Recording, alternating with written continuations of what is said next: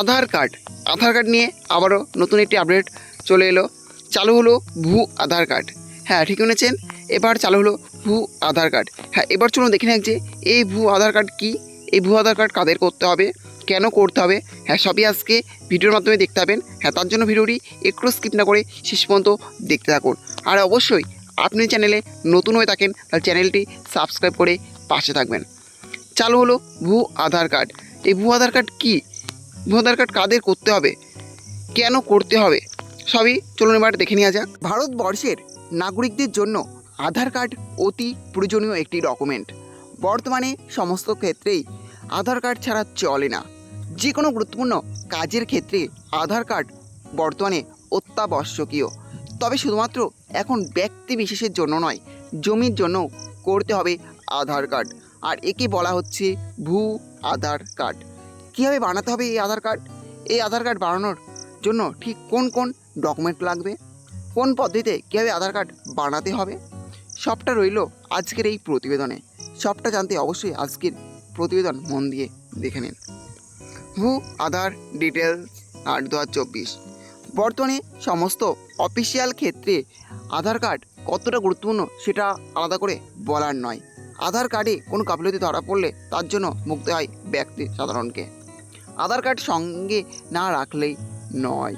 আর এবার বাধ্যতামূলক করা হচ্ছে ভূ আধার। ভারতবর্ষের নাগরিকদের নতুন নির্দেশ দিয়েছে কেন্দ্রীয় সরকার। গত মঙ্গলবার কেন্দ্রীয় বাজেটের পর সরকারের তরফে ভূ আধার বিষয়টি নিয়ে বিস্তারিত জানানো হয়েছে। মঙ্গলবার ছিল কেন্দ্রীয় বাজেট।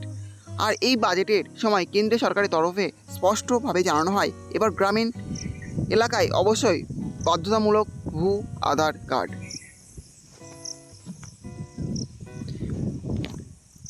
ভারতবর্ষের গ্রামীণ এলাকায় জমির জন্য করা হবে একটি পরিচিত নম্বর, যাকে বলা হচ্ছে ভূ আধার নম্বর। ভারতের সমস্ত ক্ষেত্রে আধুনিকরণের চেষ্টা চালাচ্ছে ভারত সরকার। তাই ভূ আধার বিষয়টিকে এত গুরুত্ব দেওয়া হচ্ছে।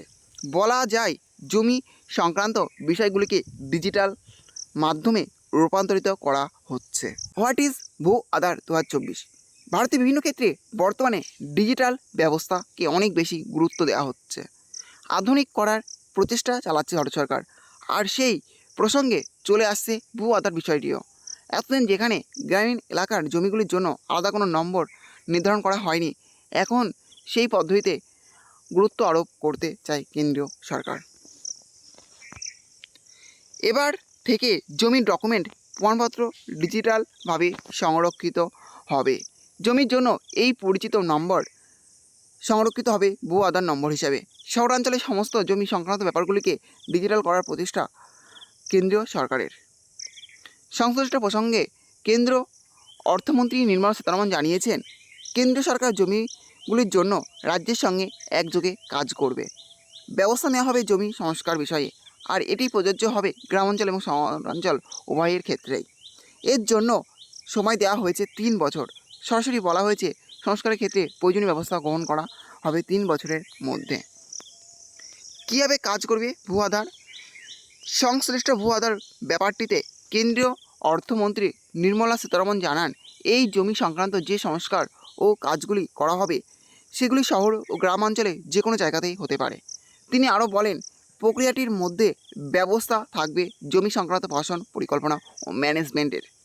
এর পাশাপাশি এও বলা হয়েছে শহরাঞ্চলের ক্ষেত্রে পরিকল্পনার বিষয়টি থাকবে অন্তর্ভুক্ত। তাই শুধু তাই নয়, প্রয়োজনীয় অর্থনৈতিক সাপোর্টের জন্য ব্যবস্থা করা হবে বলেও জানানো যাচ্ছে। আর গ্রামীণ অঞ্চলে কীভাবে জারি থাকবে কাজটি জানানো হয়েছে, গ্রামাঞ্চলের ক্ষেত্রে জমি সংক্রান্ত পদক্ষেপ গ্রহণ করার ক্ষেত্রে জমির ক্ষেত্রে সংযুক্ত থাকবে ইউনিক ল্যান্ড পার্সেল আইডেন্টিফিকেশান নম্বর, অর্থাৎ ULPIN। জমি সংক্রান্ত ম্যাপগুলি আর নথিতে নয়, সেই সমস্ত নথিকে এবার থেকে ডিজিটাল মাধ্যমে রূপান্তরিত করা হবে। ভূ আধার সাধারণ মানুষকে কী সুবিধা দেবে? ভারতবর্ষের জমিগুলির মালিককে জমিগুলি অর্থাৎ ল্যান্ড রেজিস্ট্রি এই বিষয়গুলিকে আরও স্বচ্ছ করার জন্য জোর দেওয়া হচ্ছে।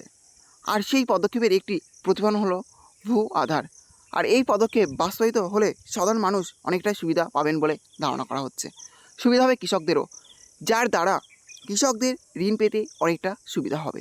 জমি সংক্রান্ত বিষয়গুলি ডিজিটালে রূপান্তরিত হলে গোটা প্রসেসটি আধুনিকীকরণ করা সম্ভব হবে। পাশাপাশি জমি সংক্রান্ত কারচুপি বন্ধ হবে। প্রসঙ্গ উল্লেখ করে কেন্দ্রীয় অর্থমন্ত্রী বলেন, মূলত সংস্কারের ওপর জোর দিচ্ছে কেন্দ্রীয় সরকার, গুরুত্ব দেওয়া হচ্ছে অর্থনৈতিক পলিসির ওপর, আর তাই উৎপাদনের সহযোগী উপাদানগুলির পাশে থাকছে কেন্দ্রীয় সরকার। আর তাই গুরুত্ব আরোপ করা হচ্ছে উৎপাদনের উপাদান, জমি, শ্রমিক, মূলধন, প্রযুক্তির মতো বিষয়গুলির ওপর।